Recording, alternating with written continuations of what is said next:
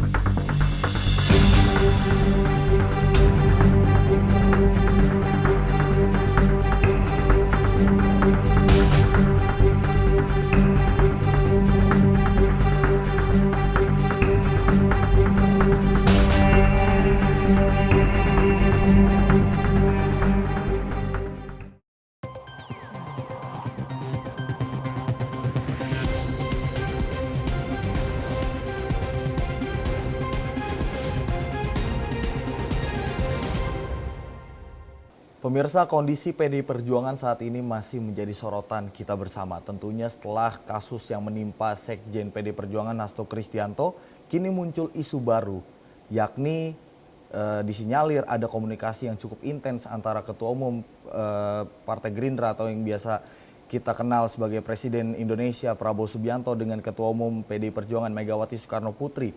Lantas komunikasi intens yang dijalani oleh kedua tokoh tersebut ini disinyalir menjadi salah satu faktor ditundanya penahanan Sekjen PDI Perjuangan Hasto Kristianto. Dan untuk membahas lebih mendalam bagaimana hubungan antara Istana dengan PDI Perjuangan, kita sudah terhubung bersama dengan Direktur Eksekutif Skala Survei Indonesia, Bang Abdul Hakim MS. Bang Aap, selamat malam. Bagaimana kabar, Bang? Selamat malam Mas Andi. Alhamdulillah sehat walafiat Mas Andi. Bagaimana Mas Andi? Alhamdulillah sehat. Bang Ap, ini kalau mencermati dari kasus yang terjadi oleh Sekjen PD Perjuangan Hasto Kristianto, kemarin sudah diperiksa oleh KPK sebagai tersangka. 3,5 jam diperiksa namun keluar tidak memberikan statement apapun dan tidak memakai baju orange ala koruptor seperti itu, Bang Ap. Ini kalau melihat mengapa dari Sekjen PD Perjuangan ini belum ditetapkan sebagai tersangka? Apakah memang ada bukti-bukti yang belum valid ditemukan atau masih ada bukti lain yang masih dicari oleh para penyidik KPK? Kalau Bang Ab melihatnya ini betulkah belum adanya bukti yang kuat untuk menahan Sekjen PDIP atau ini disinyalir ada indikasi politis ya Bang Ab di belakangnya? Ya Mas Andi, kita harus tidak bosan-bosan untuk membahas latar PDIP dan ketegangan dan drama yang akan ditampilkan oleh Partai Banteng ini, karena sesuai dengan proyeksi kita memang di tahun 2025 ini pentas politik kita ke depan selama setahun, minimal sampai April ketika PDIP Kongres di tahun 2025 ini, maka semua sorotan konstelasi politik kita tidak akan pernah lepas dari PDIP. Dan mungkin juga latarnya adalah ketegangan dengan Pak Jokowi. Termasuk ketika kemudian PDIP saat ini yang banyak dibicarakan, Pak Hasto kemarin diperiksa 3,5 jam. Ketika masuk cukup semangat dengan menyebutkan kata merdeka dengan teriakan, akan tetapi ketika setelah selesai diperiksa tidak banyak keterangan yang diberikan oleh Pak Hasto. Nah, banyak yang menengarai bahwa apa yang dilakukan oleh KPK yang statusnya sebagai tersangka, mayoritas biasanya KPK akan segera memasangkan jaket oranye sebagai status penahanan. Akan tetapi untuk di Pak Hasto kali ini agak cukup berbeda. Tidak biasa KPK yang memeriksa tersangka sudah hadir di gedung KPK kemudian tidak ditahan. Bahkan mayoritas dari semua kasus-kasus yang pernah ditangani oleh KPK, hal ini agak cukup jarang terjadi. Itu kenapa kemudian timbul pertanyaan, ini sepertinya sudah diselesaikan dalam tingkat elit, apalagi sinyalirnya sudah terjadi komunikasi yang cukup intens antara Bu Megawati dengan Pak Prabowo. Dari mana publik membaca itu, termasuk saya? dari statement yang dikeluarkan oleh Bu Megawati ketika mengeluarkan pidato di hari ulang tahun kemarin, bahwa Bu Mega menyatakan relasi antara Bu Mega dengan Pak Prabowo tidak ada musuhan. Enggak, dua kali diulang oleh Bu Mega. Bahkan Bu Mega juga kemudian sempat curhat ke Pak Prabowo, jika anak buah Pak Prabowo di partai terjadi yang seperti dialami Bu Mega, bagaimana perasaannya? Nah, ini kan kemudian ditafsirkan bahwa Bu Mega telah melakukan komunikasi dengan Pak Prabowo yang kemudian itu bisa dibaca implikasinya penahanan Pak Hasto yang ditunda dengan alasan penyidik butuh untuk melengkapi keterangan-keterangan saksi yang belum hadir ke KPK untuk diproses secara lebih jauh. Hal ini kemudian mengeluarkan analisis hasil komunikasi inilah sebetulnya yang membuat Pak Hasto agak cukup tertunda penahanannya gitu. Akan tetapi kemudian kalau ini kita lihat respon dari Partai Gerindra, Ketua Harian Partai Gerindra Supindah Ahmad mengatakan bahwa tidak ada hubungannya antara eh, Hasto yang saat ini ditangguhkan penahanannya dengan komunikasi Bu Mega ke Pak Prabowo atau dengan Partai Gerindra, tidak ada hubungannya sama sekali.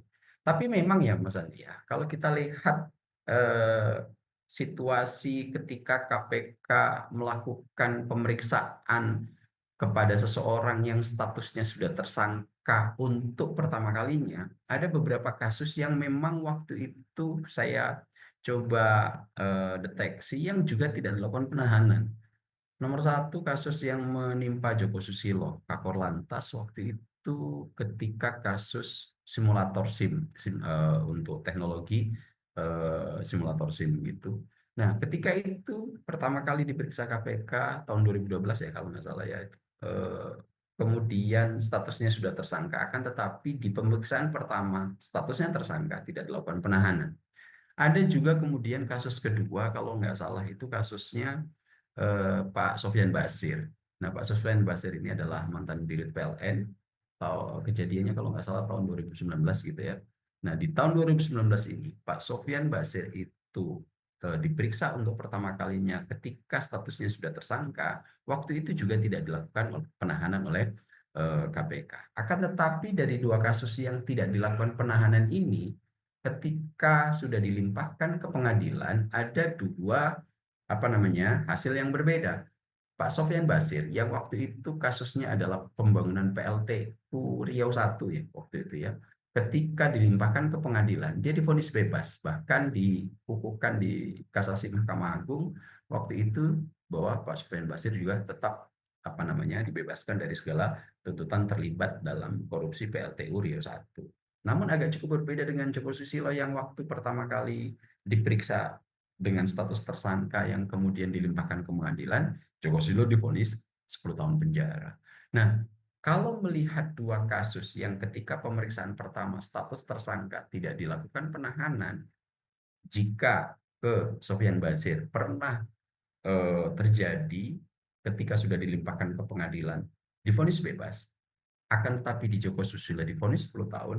Nah, pertanyaan terbesarnya adalah bagaimana dengan Hasto Kristianto? Apakah kemudian dia akan mengikuti rute yang telah terjadi di Sofyan Basir ataukah di Joko Susilo? Nah, ini yang kemudian banyak menimbulkan pertanyaan jika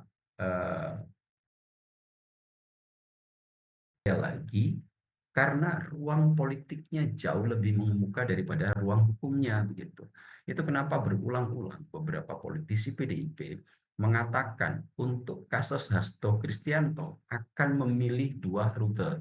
Pertama, rute litigasi akan terus ditempuh, akan tetapi non litigasi ini juga akan dilakukan secara maksimal. Ini pernah dikemukakan oleh Adiana Pitupulu di salah satu stasiun televisi, termasuk mencoba membangun komunikasi politik dengan semua pihak yang kira-kira nanti bisa memberikan manfaat dalam tanda kutip kepada PDIP. Nah, situasi-situasi ini memang saya melihat ada apa namanya, tidak bisa disalahkan juga ketika kemudian ada analisis ini karena hasil dari sebuah komunikasi politik yang cukup intens di antara Pak Prabowo dan apa namanya, Bu Megawati, Mas Andi.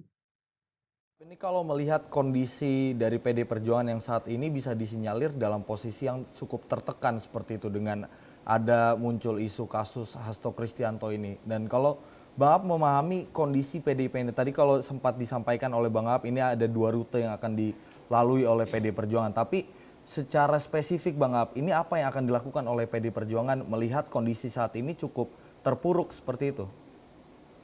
Ya, kalau kemudian kita lihat setelah PDIP melihat hasil Pak Hasto tidak segera ditahan di pemeriksaan pertama, ketika statusnya sudah menjadi tersangka, ternyata PDIP akhirnya saya melihat ada beberapa narasi yang agak cukup melunak terhadap pemerintahan Pak Prabowo. Hal ini bisa kita baca indikatornya dalam beberapa pernyataan yang apa namanya, menjadi representasi rujukan sikap PDIP. Pak Ahmad Basara mengatakan bahwa PDIP dalam melakukan upaya bernegara tidak lagi akan menganut oposisi seperti yang dijalankan ketika ada di sisi seberang pemerintahan Susilo Bambang Yudhoyono selama 10 tahun. Kemudian mengatakan bahwa hubungan Mas Bowo, begitu kata Pak Ahmad Basara, menukil dari kalimat Bu Mega, bahwa hubungan Mas Bowo dengan Bu Megawati itu adalah hubungan panjang yang cukup baik dan tidak pernah ada dinamika yang berlebihan yang kemudian itu menjadi perhatian publik. Nah, ini kemudian juga dikuatkan oleh Mas Arya Bima misalnya, yang mengatakan bahwa hubungan Pak Prabowo dan Bu Mega adalah hubungan yang cukup luar biasa baik, yang kemudian ini tidak akan bisa tergantikan dengan hubungan yang lain, meskipun kemudian nanti PDIP akan bersikap proporsional. Nah, yang kemudian juga bisa kita tarik dan kita rujuk bahwa sikap PDIP mulai melunak ini adalah statement yang dikeluarkan oleh Diana Putupulu yang saat ini menjadi salah satu backbone kuat di Dewan Pimpinan Pusat PDI Perjuangan. Meskipun sempat narasi Adiana Pitupulu ini cukup keras terhadap Prabowo Subianto karena selalu merujuk pada apa namanya, situasi kejadian di era reformasi 98, akan tetapi saya lihat narasi yang saat ini dikemukakan oleh Dian agak cukup melunak bahwa saat ini hubungan Bu Megawati dan Pak Prabowo ini adalah hubungan panjang yang kemudian ini akan terus dibangun intens. Nah, melihat situasi-situasi ini, saya menjadi punya pikiran bahwa upaya PDIP saat ini dalam rangka untuk apa namanya, mengarungi kancah politik yang saat ini sedang menjadi sorotan, itu berupaya mendekat terhadap Prabowo Subianto gitu, di mana kemudian mendekatnya tidak hanya untuk memuji hubungan Bu Megawati dan apa namanya Pak Prabowo, akan tetapi juga sudah mengeluarkan pernyataan akan mengundang Pak Prabowo ke Kongres PDIP pada April 2025 mendatang. Nah, saya melihat dua indikator ini juga upaya PDIP untuk kemudian mencoba merapat kepada pemerintahan atau ke sosok Prabowo Subianto dalam rangka mengelola dinamika yang sedang melingkupi Partai Banteng ini. Nah, selain tadi ucapan hubungan yang baik dan cukup panjang antara Bu Mega dan Pak Prabowo akan mengundang apa namanya Pak Prabowo di Kongres, dan ucapan yang cukup menjadi indikator adalah bahwa PDIP meskipun tidak mengirimkan kabinet wakil di kabinet, akan tetapi terus akan mendukung program pemerintahan Prabowo ketika itu akan menyasar untuk kesejahteraan rakyat kecil dan masyarakat. Nah, tiga indikator ini saya lihat sebagai apa namanya, situasi lunak yang saat ini coba ditempuh oleh PDIP agar dinamika yang saat ini sedang melingkupi yang begitu tegang di internal PDIP agak cukup bisa melunak. Dan mungkin juga ini bisa ditafsirkan orang ketika kemudian upaya PDIP yang cukup melunak ini sebagai hasil komunikasi politik dengan Prabowo Subianto. Nah, kalau melihat latar-latar yang seperti ini, maka saya akan sangat meyakini di 2025 ini relasi di antara 4 presiden yang saat ini masih membersamai kita, yang masih sehat begitu, ada Bu Mega, ada Pak SBY, kemudian ada Pak Jokowi dan Prabowo Subianto yang saat ini secara definitif 2025 ini akan sangat saya lihat akan sangat diwarnai oleh dinamika hubungan ketiga presiden ini, presiden kelima Megawati Soekarno Putri, presiden ke-7 Joko Widodo, dan presiden ke-8 Prabowo Subianto. Karena sesuai dengan proyeksi kita, Mas Andi, bahwa ketegangan antara presiden kelima dan presiden ke-7 ini akan terus mewarnai dan menjadi trigger apa yang terjadi di situasi politik nasional di tahun 2025 ini. Ternyata proyeksi kita itu sudah terjadi lebih awal. Di Januari ini hubungan itu telah cukup menegang, yang kemudian banyak narasi PDIP saat ini ada yang coba-coba untuk mengganggu PDIP, salah satunya dengan mentersengahkan oleh Hasto Kristianto yang saat ini sedang ramai kita bicarakan, oleh kekuatan-kekuatan lain yang kemudian itu arahnya sebagaimana bisa kita ketahui bersama. Ini adalah relasi yang cukup mendegang antara Presiden kelima Megawati Soekarno Putri dan Presiden ke-7 Joko Widodo. Baik Bang Ab, ini yang menarik adalah dalam kasus Hasto ini kalau kita bisa melihat sikap dari PDIP terhadap istana ini melunak seperti itu. Tapi yang patut kita pertanyakan adalah ini kalau berdasarkan nanti analisis Bang Ab, ini sebenarnya dampak apa yang akan diterima oleh PDIP ketika Sekjen Hasto sudah menjadi tersangka, namun kalau misalkan mengambil langkah tidak juga melunak terhadap istana, kira-kira dampak apa yang akan diterima oleh PDI Perjuangan. Tapi jangan dibahas dulu Bang Ab, karena kita harus terpotong jeda. Pemirsa tetap di sorotan utama Sinpo TV.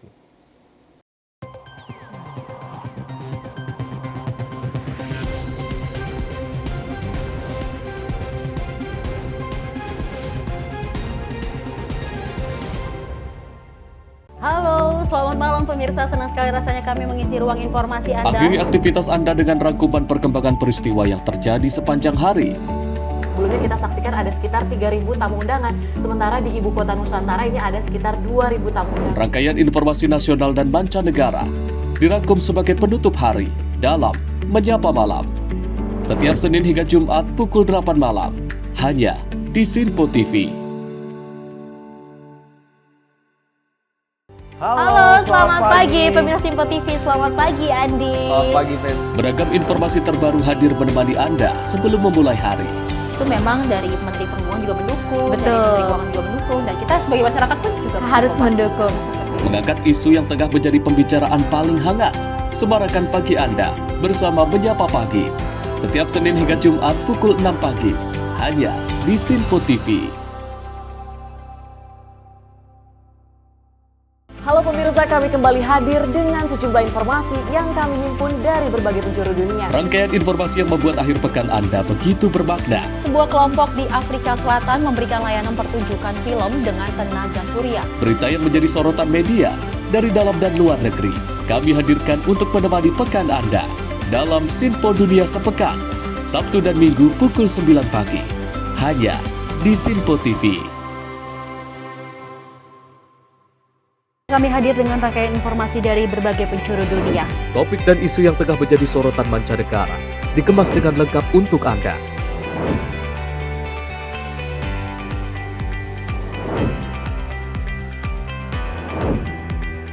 Peristiwa penting yang terjadi dari berbagai belahan dunia kini hadir dalam Sinpo Dunia setiap Senin hingga Jumat pukul 7:30 malam hanya di Sinpo TV.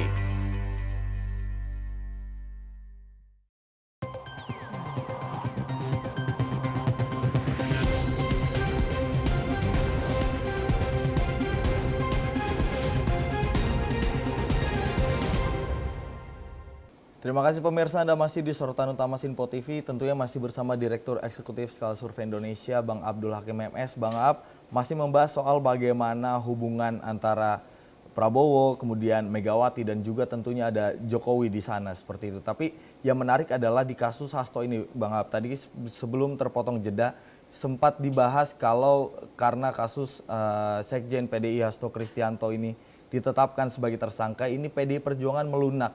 Ini kita bisa lihat dari statement beberapa politisinya sudah menyatakan akan mendukung program dari Presiden Prabowo Subianto seperti itu Bang Ab. Ini kalau melihat Bang Ab, jika memang PDI dalam kasus Hasto ini sudah melunak kepada Presiden Prabowo, kira-kira dampak apa yang akan terjadi jika memang tetap keras terhadap pemerintahan Bang Ab?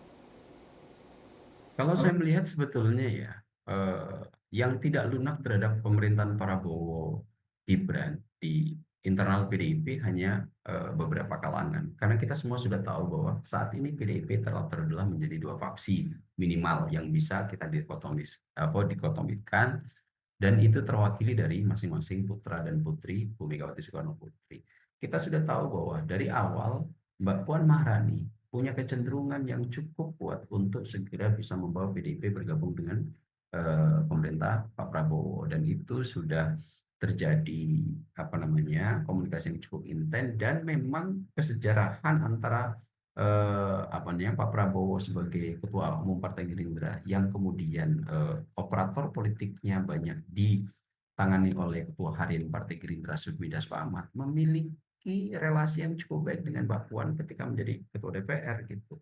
Dalam 10 tahun pemerintahan ketika Pak Prabowo sudah bergabung Pak Jokowi, dua partai ini telah menjadi motor utama dalam melakukan semua kebijakan undang-undang yang berhasil dieksekusi oleh Dewan Perwakilan Rakyat kita. Nah, kemudian memang banyak analisis dan bisa kita tengarai ada faksi lain yang juga diwakili oleh putra Bu Mega, yaitu Mas Prananda gitu. Nah, selama ini faksi inilah yang dipandang memiliki sikap agak cukup kuat terhadap pemerintahan Pak Prabowo. Nah, dengan adanya kasus Mas Hasto ini sebagai yang diproyeksikan ada di faksi yang diwakili oleh Mas Prananda, ini kemudian yang kalau kita lihat turunan-turunan struktur di dalam faksi itu secara analisis begitu, agak kemudian narasi selama ini memang agak cukup kuat untuk bisa memisahkan diri di ujung pemerintahan Prabowo Subianto. Akan tetapi kemudian ketika saat ini sudah ditetapkan tersangka, kemudian saat ini banyak disinyalir ada komunikasi yang cukup intens dan viral juga permintaan Mbak Puan bahwa Pak Prabowo saat ini juga masih mengharapkan untuk bisa bertemu dengan Bu Megawati. Nah, sikap lunak ini berasal dari faksi yang ini, Mas Andi, kalau saya lihat ya. Makanya kemudian ketika banyak pernyataan yang saya sebut sebagai melunak tadi, banyak diwakili dan direpresentasikan oleh yang saat ini secara definitif banyak menguasai dalam tanda kutip DPP PDI Perjuangan. Karena kalau misalnya bisa kita dikotomikan gitu, satu faksi lebih banyak berkiprah dalam sektor pemerintahan formal, di mana di situ ada Mbak Puan sebagai Ketua DPR, Mas Bambang Pacul, dan turunannya Pak Said Abdullah gitu ya. Dan kemudian ada beberapa yang kemudian secara formal tidak memegang jabatan di lembaga pemerintahan, Mas Prananda, Mas Hasto, dan lain-lainnya. Lebih banyak berkiprah untuk mengelola PDIP di Dewan Pimpinan Pusatnya. Nah, yang saya sebut melunak ini adalah yang faksi yang ini. Nah, kalau seandainya faksi ini akan terus mencoba untuk melakukan upaya-upaya keras terhadap Pak Prabowo, hal ini sebetulnya agak cukup tidak menguntungkan menurut hemat saya bagi PDIP sendiri. Kenapa?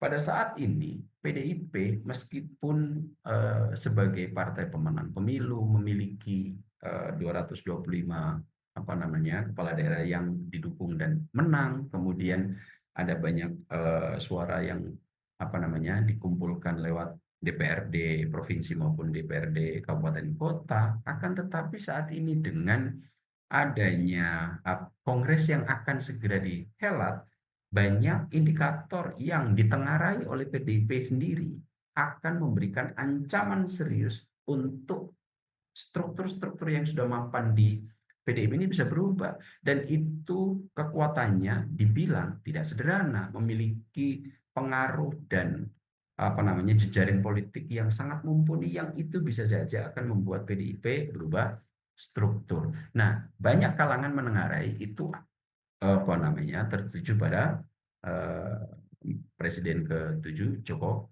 Widodo. Nah, analisis ini rujukannya dari mana? tentu yang sangat bisa dekat kita jadikan pegangan adalah ungkapan tuntutan mundurnya Ketua Umum Megawati Soekarno Putri akibat sekjennya ditetapkan sebagai tersangka untuk tanggung jawab moral sebagai pemimpin dikemukakan oleh mantan politisi PDIP yang dipecat, siapa? Effendi Simbolon. Dan ini adalah sebagaimana yang telah kita diskusikan pekan lalu, narasi terkuat serangan terhadap PDIP yang pernah saya deteksi dalam beberapa tahun terakhir. Kalau saya melihat kejadian politik, belum ada satupun sosok yang kemudian cukup berani dan vokal untuk melakukan serangan meminta secara vulgar Megawati Soekarno Putri mundur dari jabatan Ketua Umum. Meskipun secara insinuatif banyak dikemukakan bahwa kepemimpinan di PDIP tidak pernah berganti sejak PDIP berdiri hingga kini. Akan tetapi kalimat sevulgar seperti yang diungkapkan oleh Effendi Simbolon hanya baru terjadi kali ini. Nah, naasnya itu terjadi ketika Effendi Simbolon baru selesai bertemu dengan Joko Widodo. Ini kemudian menimbulkan pertanyaan, apakah ada korelasi pernyataan Effendi Simbolon dengan pertemuan Pak Jokowi meskipun dibantah. Tapi kalau melihat latar kenapa PDIP memecat Effendi Simbolon kan karena punya kedekatan khusus dengan Pak Jokowi. Nah, apakah kemudian ini ada korelasinya? Suara keras Effendi Simbolon dengan pertemuan Pak Jokowi dengan sinyalir PDIP bahwa akan ada kekuatan besar yang masih memiliki jejaring politik yang cukup mapan, itu sedang mencoba mengganggu dalam tanda kutip PDIP. Nah, inilah yang kemudian coba akan kita lihat ujungnya nanti seperti apa, Mas Andi. Karena jika kemudian PDIP nanti terus-menerus akan mencoba untuk berhadapan-hadapan dengan pemerintahan Pak Prabowo, padahal Pak Jokowi yang dianggap PDIP sebagai kekuatan besar yang akan mencoba mengganggu atau bahasanya Bu Mega itu mengaut-aut PDIP, tentu akan menjadi cukup rentan nanti.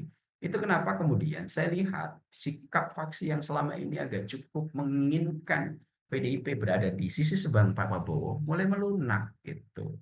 Narasinya mulai akan mendukung pemerintahan, kemudian dalam pemerintahan presidensial tidak mengenal oposisi, kemudian akan mengundang Pak Prabowo nanti di Kongres. Ini saya lihat sebagai upaya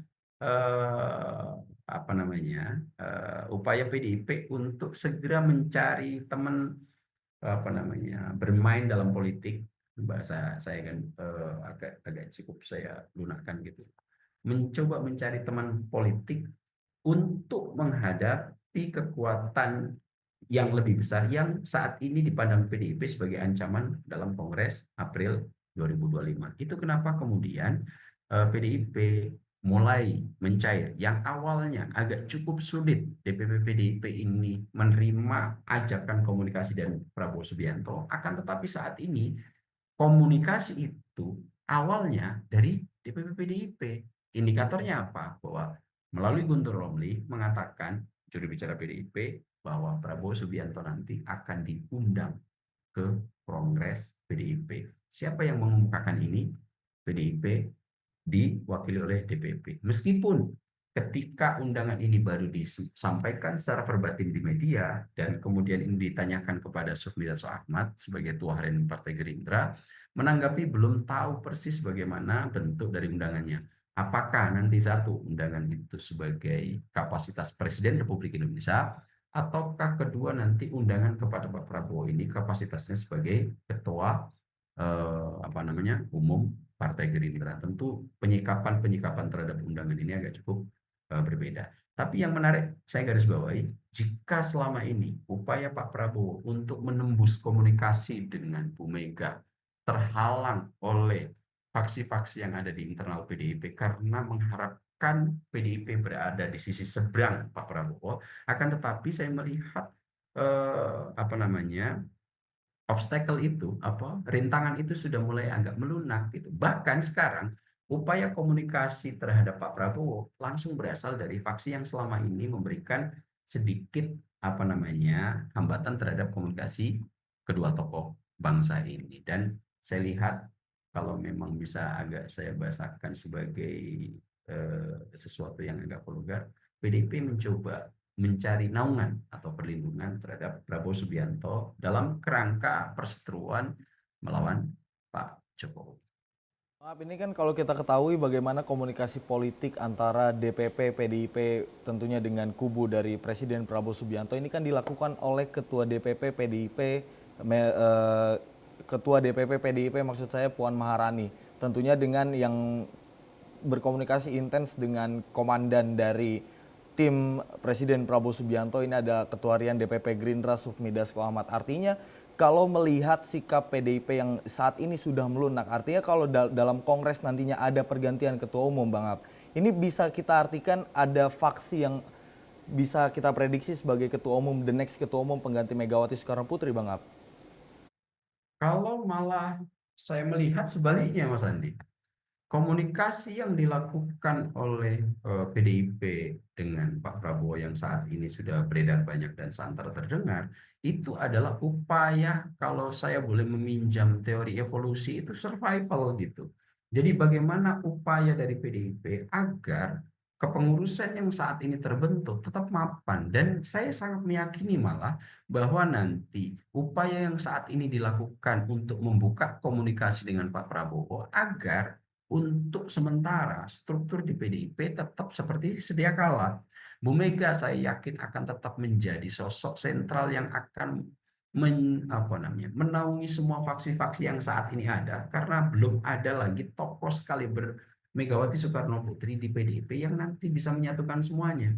Bahkan saya sangat meyakini untuk Kongres ke depan itu hanya sebagai sarana melegitimasi ulang kepemimpinan Megawati Soekarno Putri, karena kebutuhannya saya lihat masih sangat penting untuk menjadi penyatu tunggal di PDIP. Meskipun ini banyak mendapatkan kritik dari sosok-sosok pendiri PDIP sendiri, misalnya Pak Laksamana Soekardi yang mengatakan bahwa PDIP itu agak cukup mendekati totaliter gitu. Akan tetapi memang kalau kebutuhan organisasi, bahwa jika kemudian nanti Kongres di April mendatang PDIP akan menelurkan ketua umum baru, saya agak cukup sulit membayangkan PDIP akan tetap solid seperti sekarang gitu. Karena memang sebagaimana telah kita diskusikan tadi, PDIP sekarang banyak faksi yang menaungi di dalamnya, kemudian tokoh-tokohnya juga sekaliber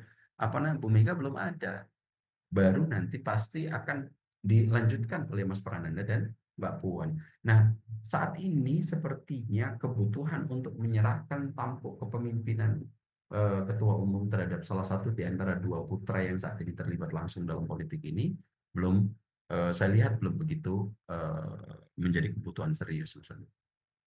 Kan yang terjadi di kasus Hasto ini banyak yang diartikan sebagai impact dari atau dampak dari bagaimana PDI Perjuangan ini berselisih dengan Joko Widodo seperti itu. Tapi kalau saat ini sikap PDIP melunak terhadap istana seperti itu bisa kita lihat dari beberapa statement politisinya. Bahkan kalau tadi Bang Ab sampaikan ada faksi-faksi yang tadinya keras sekarang sudah mulai melunak seperti itu. Dan kalau diartikan Bang Ab, ini misalkan PDI Perjuangan secara gamblang menyatakan mendukung pemerintahan Presiden Prabowo Subianto, lantas bagaimana hubungan antara Presiden Prabowo Subianto dengan Joko Widodo, Bang Ab? Ini sebenarnya menjadi pertanyaan, akan menjadi faktor dilematis bagi Presiden Prabowo untuk berada di kedua belah pihak ini, Bang Ab. Tapi analisisnya jangan jawab dulu, Bang Ab, karena kita harus terpotong jeda. Tetap di Sorotan Utama Sinpo TV.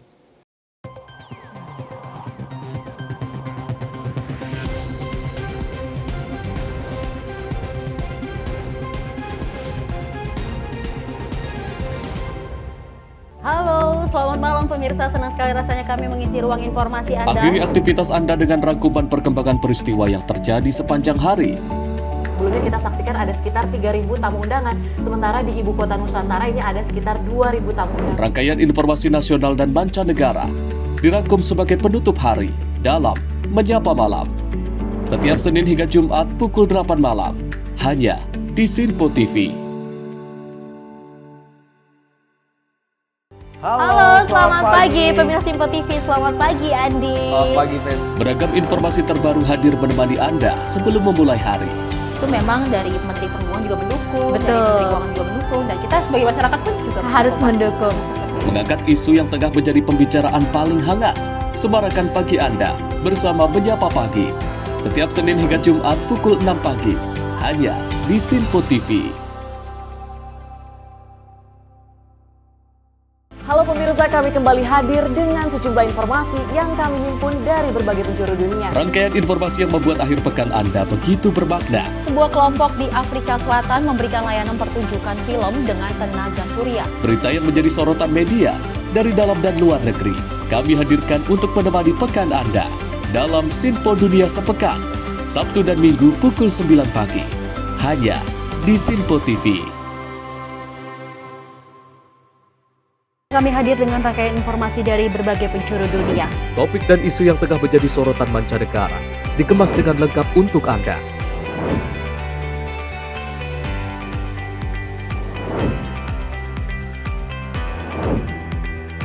Peristiwa penting yang terjadi dari berbagai belahan dunia kini hadir dalam Simpo Dunia setiap Senin hingga Jumat pukul 7:30 malam hanya di Simpo TV.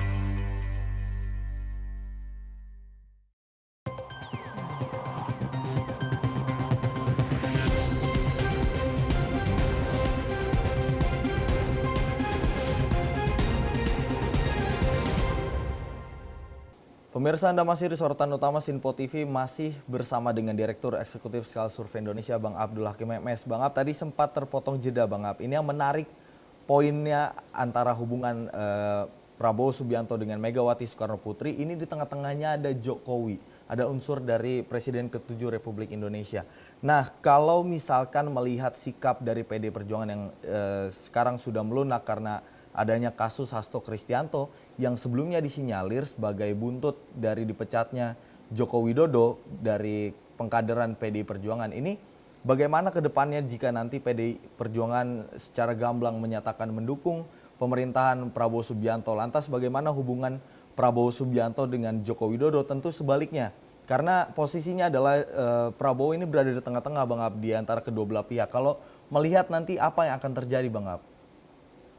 Ya, sepertinya waktu itu beberapa kapan gitu kita sudah pernah mendiskusikan hal ini, bahwa tantangan terberat salah satunya Pak Prabowo dalam memulai pemerintahan di periode 5 tahun ini adalah bagaimana menjaga relasi di antara dua tokoh yang sangat berpengaruh, yaitu Presiden kelima Republik Indonesia versus Presiden ke-7 Republik Indonesia, Megawati Soekarno Putri dan Joko Widodo. Tentu ini akan menjadi medan baru bagi Pak Prabowo untuk menguji bagaimana seni politik dalam konteks membangun pemerintahan 5 tahun ke depan. Dan waktu itu kita sudah sempat mendiskusikan, kalau saya nggak salah ingat gitu, bahwa kita meyakini bahwa Pak Prabowo tidak akan kemudian lebih condong ke salah satu kutub untuk proyeksi dalam mengarungi politik selama 5 tahun ke depan. Dan saat ini sepertinya sudah mulai kelihatan apa yang kita diskusikan waktu itu, Mas Andi. Pak Prabowo ternyata yang keyakinan kita tidak akan cukup rumit karena secara karakter Pak Prabowo sudah cukup mumpuni dengan berbagai macam jelajah pengalaman politik untuk menjadi jembatan dua tokoh yang saat ini menjadi sentral dan epicentrum kekuatan politik Indonesia. Pak Jokowi meskipun tidak memiliki partai politik, akan tetapi disinyalir banyak pihak masih memiliki jejaring politik yang sangat mapan. Salah satunya diwakili oleh relawan dan kedekatan dengan jejaring-jejaring pebisnis kuat di Indonesia. Kemudian yang kedua, Megawati Soekarno Putri itu sebagaimana telah dikemukakan dengan cukup kuat oleh Adiana Pitupulu, punya 110 anggota DPR, menang di 225 Pilkada 2024, kemudian menjadi pemenang pemilu di pemilu legislatif. Tentu hal ini akan menjadi sesuatu yang kekuatan politik yang tidak bisa dianggap remeh begitu. Nah, bagaimana kemudian Pak Prabowo yang ada di tengah-tengah? Saat ini saya melihat Pak Prabowo cukup mumpuni memainkan seni pengaturan pengelolaan komunikasi terhadap Pak Jokowi dan juga dan juga terhadap Bu Mega.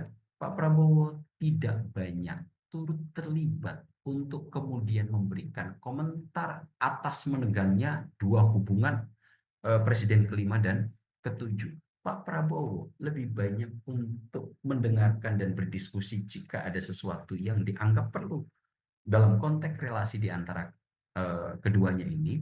Dan sebagaimana waktu itu telah kita diskusikan, saya sangat meyakini Pak Prabowo akan mengambil keputusan-keputusan kasuistis jika ketegangan di antara keduanya terjadi, gitu.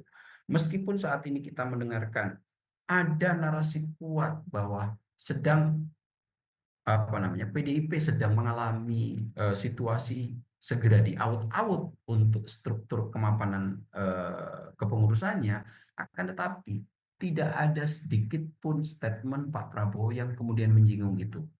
Pun demikian halnya ketika kemudian Pak Jokowi dipecat PDIP, Pak Prabowo juga tidak kemudian mencoba untuk trespassing, memberikan komentar, menerobos masuk untuk memberikan komentar-komentar. Nah, saya lihat sikap inilah yang sebetulnya kemarin kita diskusikan sebagai proyeksi yang akan dilakukan Pak Prabowo untuk menjaga dua hubungan kekuatan politik ini terus kemudian bisa dikelola secara baik oleh Prabowo Subianto. Bahkan saat ini, ketika hubungan ini, kalau kita melihat algoritma politik secara vulgar, akan lebih banyak memberikan keuntungan kepada Pak Prabowo. Yang awalnya Pak Prabowo agak cukup kesulitan untuk membangun komunikasi dengan Bu Mega, saat ini dengan sendirinya PDIP rela dan berkenan untuk mengundang Pak Prabowo tanpa kemudian Pak Prabowo memberikan semacam trigger agar kemudian beliau bisa diundang, gitu. Pun demikian halnya dengan Pak Jokowi, rutin mereka berdiskusi, apapun yang bisa dilakukan oleh Pak Jokowi bisa didiskusikan dengan Pak Prabowo. Tentu ini adalah, kalau kita memandang dari sisi kacamata yang lain, sebuah keuntungan bagi Pak Prabowo jika kemudian pengelolaan ini bisa dilakukan secara maksimal. Nah, apa yang telah kita proyeksikan bagaimana posisi Pak Prabowo, sebagaimana yang telah kita diskusikan, akan bersikap yang demikian. Dan saat ini itu cukup memberikan dampak positif. Misalnya dengan kemudian secara vulgar PDIP akan mendukung pemerintahan Pak Prabowo, tentu ini akan menjadi kekuatan politik baru yang nanti akan semakin memapankan niat, upaya, dan cita-cita Pak Prabowo untuk segera melejitkan Indonesia dari negara berkembang menjadi negara maju.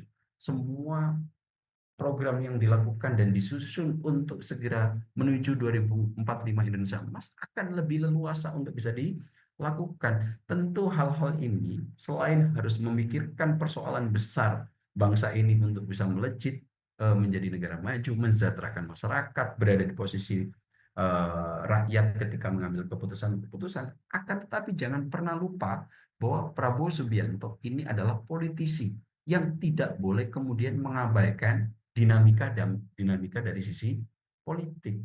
Nah, ketika hubungan Jokowi dan Bu Mega ini adalah sisi politik, maka Pak Prabowo, saya lihat sudah sangat elegan bagaimana mengelola antara ketegangan ini untuk menjadi jembatan agar dua sosok ini kemudian tidak menimbulkan ricuh dan gaduh politik yang nanti ujungnya bisa mempengaruhi stabilitas nasional. Saya lihat sampai detik ini Pak Prabowo masih cukup elegan dan mumpuni untuk melakukan pengelolaan hubungan di tengah ketegangan dua epicentrum kekuatan politik Indonesia yang saat ini masih mapan. Presiden kelima Megawati Soekarno Putri dan Presiden ketujuh Joko Widodo.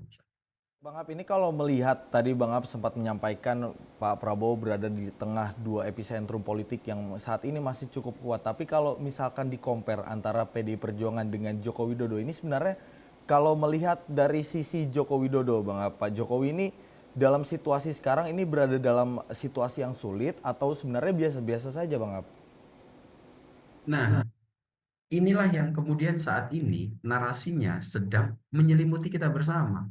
Ada dugaan kuat dari PDIP bahwa kekuatan politik yang semua orang tahu arahnya tertuju kepada Joko Widodo untuk merebut sebuah kekuatan politik besar yang jika didramatisasi dengan data oleh Adiana Putpulu, pemenang pemilu, kemudian memiliki 110 anggota DPR, ribuan kepala daerah, ribuan anggota DPRD baik tingkat 1, tingkat 2, dan 225 kepala daerah terpilih di Pilkada serentak 2025 ini mau diambil alih dengan segera oleh mereka-mereka yang dituju akan mengaut-aut ini, Mas Andi. Dan ini adalah tuduhan serius bahwa ada kekuatan yang saat ini sedang mencoba itu. Indikatornya mulai dari pemasangan baliho yang sudah menitik beratkan pada posisi Megawati yang dipandang tidak enak begitu. Yang kedua, penuntutan mundur terhadap Megawati Soekarno Putri, narasi terkuat dikeluarkan Effendi Simbolon, dan kemudian sedikit banyak dilakukan dengan narasi yang cukup datar tapi agak cukup menusuk oleh Laksamana Soekardi. Dan ini situasi yang coba kemudian PDIP lihat sebagai sebuah ancaman untuk mengganggu struktur yang ada saat ini, yaitu siapa? Kepemimpinan Ketua Umum Megawati Soekarno Putri. Nah, kekuatan-kekuatan yang dipandang oleh PDIP ini menjadi ancaman, tentu kemudian saat ini jika kekuatan ini kemudian terus mesra dengan Pak Prabowo, dalam asumsi saya dan penilaian saya, PDIP melihat ini pasti sebagai situasi yang tidak cukup bagus untuk keberlangsungan menghadapi 2029. Itulah kenapa kemudian saya melihat relasi ini akhirnya PDIP memilih untuk tidak kemudian terus mengeras dan mengentalkan posisi berhadapan-hadapan dengan Pak Prabowo, akan tetapi sebagaimana yang telah kita urai tadi, makin melunak pihak-pihak yang ingin ada ketegangan dengan Pak Prabowo. Nah, dalam situasi ancaman yang semacam ini, yang kemudian akan terus dideteksi sampai Kongres April 2025 mendatang.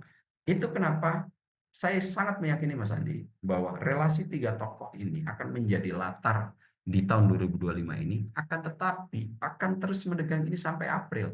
Kita belum begitu tahu pasti bagaimana situasi atau upaya dua kekuatan ini untuk beradu kembali, di mana nanti saya yakin Pak Prabowo hanya akan menjadi wasit begitu, melihat situasi yang sedang terjadi dan perkembangannya seperti apa. Akan tetapi perbenturan di antara keduanya saya yakin akan semakin mengental menjelang Kongres, karena indikator-indikator untuk coba mengganggu kenyamanan kursi Bu Mega yang sudah puluhan tahun sejak PDIP berdiri menduduki posisi ketua umum ini coba kemudian dipertanyakan kembali. Dan di sisi yang lain, DPP yang sekarang sepertinya akan cukup kekeh untuk mempertahankan Megawati Soekarno Putri sebagai ketua umum, karena jika tidak tokoh ini yang akan melanjutkan kepemimpinan, sulit membayangkan PDIP akan tetap menjadi partai yang solid dan seutuh sekarang, Mas Andi.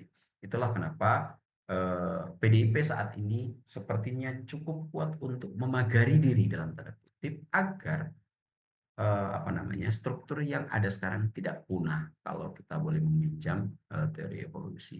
Jadi upaya-upaya yang saat ini dikeluarkan PDIP adalah upaya untuk bertahan agar struktur ini masih mapan dan akan ditetapkan pada Kongres 2025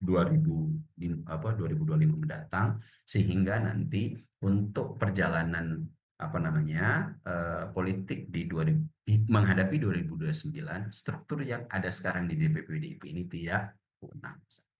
Bang Ab, ini menarik soal bagaimana struktur PDI Perjuangan dan upaya-upaya yang dilakukan oleh DPP untuk mempertahankan struktur yang ada. Tapi kalau mencermati dari pernyataan Ketua Umum Megawati Soekarno Putri pada saat HUT PDIP kemarin ini sempat menyinggung soal jangan sampai ada yang menggoyang-goyang kursi ketua umum seperti itu. Ini sebenarnya menyindir siapa? Lalu apakah memang kalau yang kita ketahui kan sekarang Presiden ke-7 Joko Widodo ini sudah bukan lagi kader dari PDI Perjuangan. Tapi apakah mungkin melakukan manuver dari dalam, Bang Ab? Sebenarnya situasi yang ada di internal PDI Perjuangan ini seperti apa sih, Bang Ab? Ya, kalau kita lihat kan, saya yakin PDIP ini telah memiliki informasi yang cukup kuat terhadap struktur-struktur internal yang punya potensi melakukan dalam tanda kutip pembelatan. Itu kenapa pemecatan yang berbarengan dengan Pak Jokowi namanya sangat banyak itu, Mas.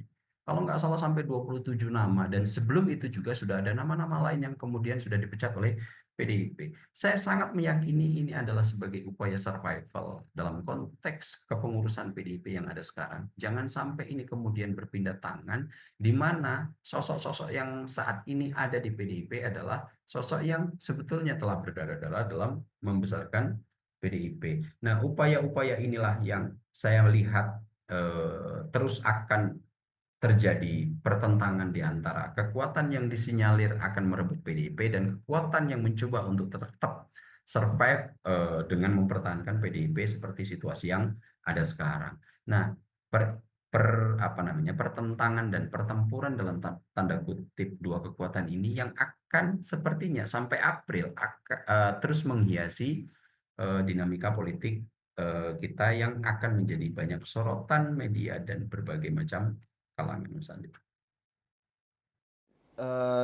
Kembali saya tekankan Bang Ab, ini kan ada upaya, kalau dari DPP PDIP ini menyebut ada upaya cawe-cawe dari Jokowi menjelang Kongres pada bulan April mendatang. Ini sebenarnya upaya ini apa yang dilakukan secara konkret oleh Jokowi ini? Sebelumnya kalau kita bisa melihat usulan yang disampaikan oleh mantan kader PDIP Effendi Simbolon ini adalah mengusulkan agar DPP meregenerasi kursi ketua umum, kemudian juga kesekjenan juga harus diganti. Ini sebenarnya di internal PDIP ini sebenarnya masih ada yang condong ke Pak Jokowi kah, atau memang seperti itu fakta ya Bang Ab? Kalau melihat sampai sejauh ini di internal PDIP mungkin ya ada beberapa yang masih kemudian mencoba untuk hibernasi begitu. Untuk beberapa nama yang sudah mencoba untuk vulgar, kemarin beberapa ketua DPC kan menyorot kuat itu bahwa terkait status Pak Hasto yang tersangka itu kan sempat bersuara keras yang sempat viral ketua PDIP di salah satu wilayah di Jawa Tengah.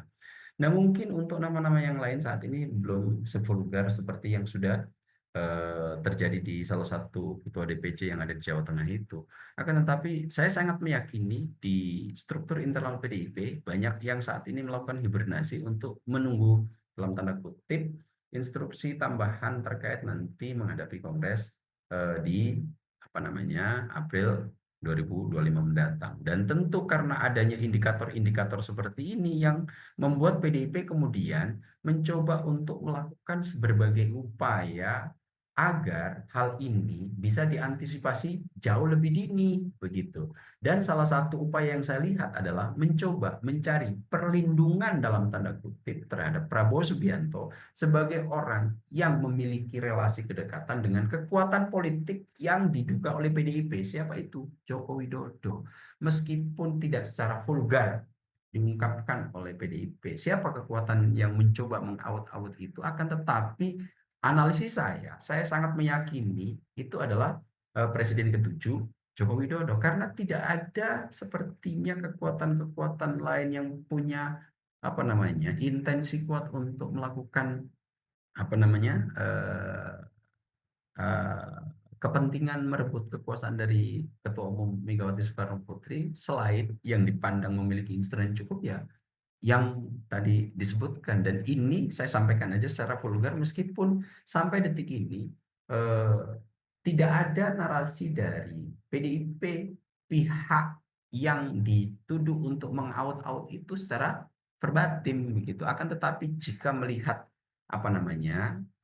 situasi-situasi yang berkembang secara fakta politik yang terjadi saat ini, banyak potensi bahwa arah tuduhan itu adalah terhadap Joko Widodo. Dan ini kemudian banyak juga pihak-pihak yang kemudian mencoba untuk menumpang perahu. Misalnya kita lihat banyak narasi dari pendiri PDIP, siapa? Pak Laksamana Soekardi yang sudah pindah dari satu podcast dengan podcast yang lain yang narasinya cukup kuat untuk mengkritisi Ketua Umum PDIP Megawati Soekarno Putri, di mana Bu Mega ini adalah sosok yang saat ini telah menjalankan apa yang telah ia kritik terhadap Orde Baru, bahwa kekuasaan harus ada pembatasan. Jika kemudian kekuasaan tidak ada pembatasan, tentu ini bukan demokrasi. Yang kedua yang dikritik keras oleh Laks adalah dalam demokrasi tidak boleh ada hak prerogatif tunggal. Kenapa? Karena ini akan cenderung mengarah ke totaliter, dan itu yang kemudian terjadi di Megawati Soekarno Putri. Ini adalah kritik Laksamana Soekardi, dan saya lihat apakah dia punya kedekatan khusus dengan Pak Jokowi. Secara vulgar selama ini tidak kita dengar. Akan tetapi apakah Pak Laks ini punya hubungan erat dengan Bu Mega? Iya, dulu Pak Laks adalah sosok yang sangat penting, yang paling ditunjuk oleh Pak Jokowi selain Kwi Kian Gi sebagai menteri yang berada di kabinet ketika Bu Mega berposisi sebagai presiden kelima Republik Indonesia. Nah, situasi inilah yang saya lihat PDIP mencoba membentengi diri dari upaya kekuatan ini untuk mengambil alih struktur yang ada sekarang, dan struktur-struktur yang ada ini juga berupaya agar ada perubahan di PDIP yang selama ini hanya monoton dipimpin oleh Megawati Soekarno Putri. Nah, dua pertentangan ini yang saya lihat akan terus menghiasi sampai April, dan di sini kemudian akan kita lihat bagaimana respon dari Prabowo Subianto sebagai langkah upaya untuk mengelola hubungan yang cukup baik dengan beliau, tapi menegang kuat yang saat ini selalu menjadi sorotan publik Indonesia. Baik Bang Ab, nantinya tentu akan kita nantikan apa langkah-langkah selanjutnya dalam dunia politik, tentunya bagaimana hubungan antara Pak Jokowi dengan Ibu Mega yang di tengah-tengahnya ada peran dari Presiden Prabowo Subianto, karena ini waktunya masih cukup panjang bisa dibilang Bang Ab, ini menjelang Kongres di bulan April, harus melalui dulu bulan puasa. Mungkin di bulan puasa akan ada rekonsiliasi atau bahkan pertemuan antara Presiden Prabowo dengan Ketua Umum Megawati Soekarno Putri yang dikemas sebagai silaturahmi di bulan Ramadan seperti ini. Ini yang kita nantikan Bang Ab, ini dinamika politik ke depan akan terjadi seperti apa. Tapi Bang Ab, nanti kita akan membahas berbagai hal lain, namun kita harus akhiri dulu Bang Ab karena terhabiskan oleh waktu tentunya. Tapi berbagai isu lainnya, isu-isu politik kita tunggu nanti. Yang tadi Bang Ab bilang ini akan ada beberapa kejadian politik lagi menjelang Kongres di bulan April, dan kita akan tunggu itu apa saja kemungkinannya Bang Ab. Bang Ab, sekali lagi terima kasih sudah mau bergabung di sorotan utama Sinpo TV Bang Ab. Selamat malam. Terima kasih Mas Adi. Selamat malam Mas Adi. Baik pemirsa, ini menjelang Kongres dari PDI Perjuangan, kursi Ketua Umum PDIP Megawati Soekarno Putri disinyalir tengah digoyang oleh sejumlah pihak, atau bahkan hanya ada satu pihak yang diartikan oleh berbagai pihak ini adalah sosok dari Joko Widodo. Tapi kita menunggu nanti manuver politik apa yang akan dilakukan oleh PDI Perjuangan untuk mempertahankan struktur yang saat ini dinilai sudah mapan dalam memberikan kedamaian di internal PDI Perjuangan. Pemirsa, saya Andi Rezaldi pamit undur diri. Selamat malam. Sampai jumpa.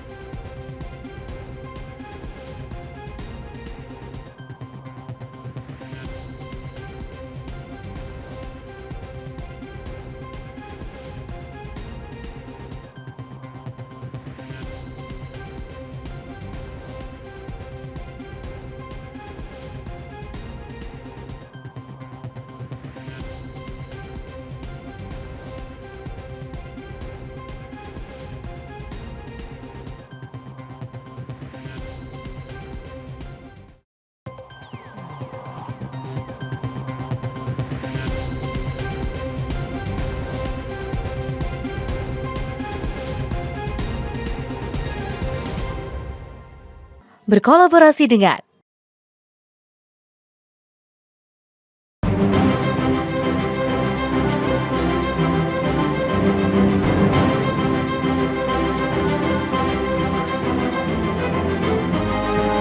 Sinpo TV, News, Sport, Entertainment.